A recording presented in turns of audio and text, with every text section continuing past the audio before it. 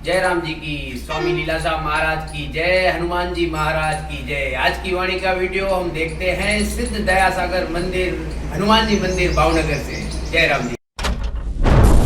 जय राम जी की। दिनांक 4 अप्रैल स्वामी लीलाशाह वाणी में आपका स्वागत है। आज का विषय है मोक्ष का संकल्प।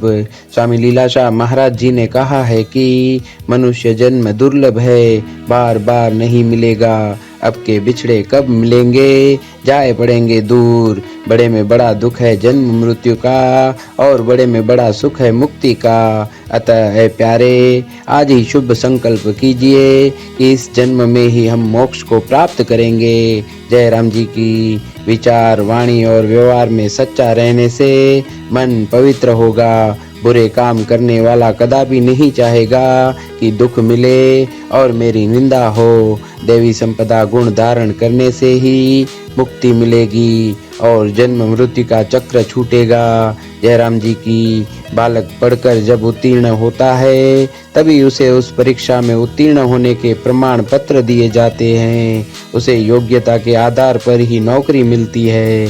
तुम भी स्वयं को योग्य बनाओ। जय राम जी की। तारीख़ 4 अप्रैल स्वामी लीलाशाह वाणीअ में तव्हांजो स्वागत आहे। अॼु जो विषय आहे मोक्ष जो संकल्प। स्वामी लीलाशाह महाराज जन चवनि था त मनुष्य जन्म दुर्लभ आहे, वरी वरी न मिलंदो। अब के बिछड़े कब मिलेंगे, जाए पड़ेंगे दूर। जय राम जी की। वॾे में वॾो दुख आहे जन्म मरण जो, ऐं वॾे में वॾो सुख आहे मुक्तिअ जो। इन करे है प्यारा, अॼु ही शुद्ध संकल्प करियो त हिन जन्म में ही असीं मोक्ष के प्राप्त कंदासीं। जय राम जी की। विचार, वाणी ऐं व्यवहार में सचे रहण सां मन पवित्र थींदो। बुरे कर्म करण वारो कॾहिं की न चाहींदो त दुख मिले ऐं मुंहिंजी निंदा थिए। देवी संपदा धारण करण सां मुक्ति मिलंदी ऐं जन्म मरण जो चक्कर छुटंदो। जय राम जी की। बालक पढ़ी जॾहिं पास थिए थो त खेसि संदसि योग्यता अनुसार नौकरी मिले थी। तव्हां बि पाण खे योग्य बणायो। जय राम जी की। बोलो स्वामी लीलाशाह महाराज की जय। हो मुंजा सतगुर साईं दिल मां, शलनाम न तुंहिंजो विसरे। ओ शलनाम न तुंहिंजो विसरे, शल ध्यान न तुंहिंजो विसरे।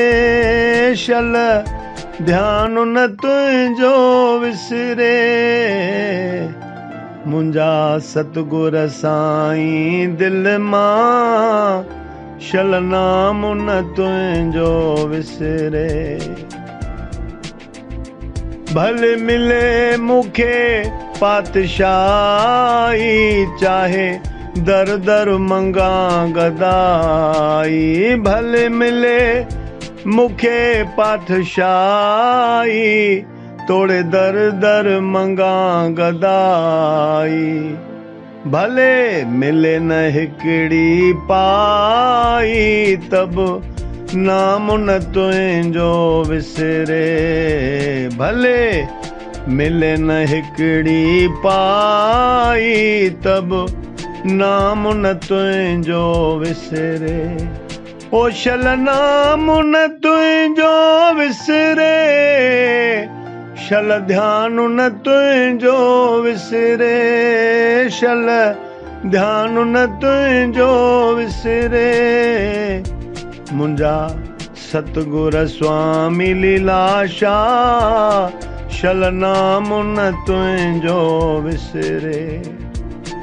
भले रहां मझर झंगलन में, तोड़े मन मोहींदर मैलन में। भले रहां मझर झंगलन में, तोड़े मन मोहींदर मैलन में।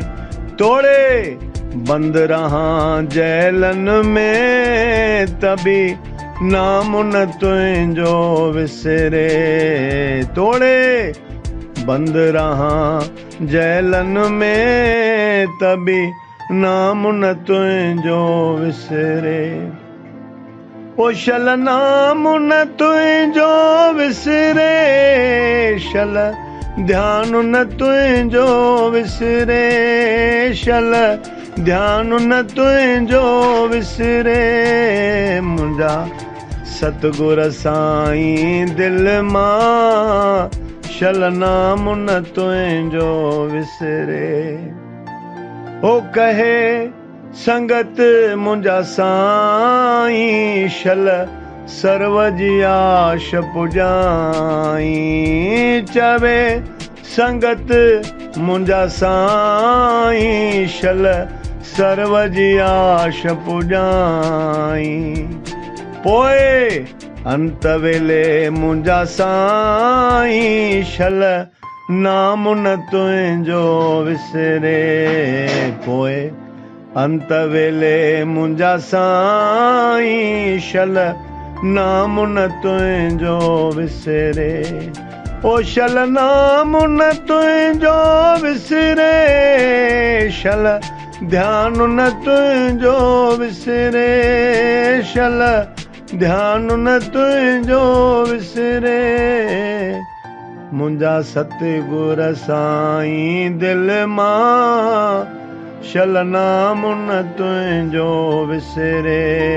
मुंहिंजा सतगुर स्वामी लीलाशाह शल नाम न तुंहिंजो विसरे। ओ शल नाम न तुंहिंजो विसरे, ओ शल नाम न तुंहिंजो विसरे। बोलो स्वामी लीलाशाह महाराज की जय।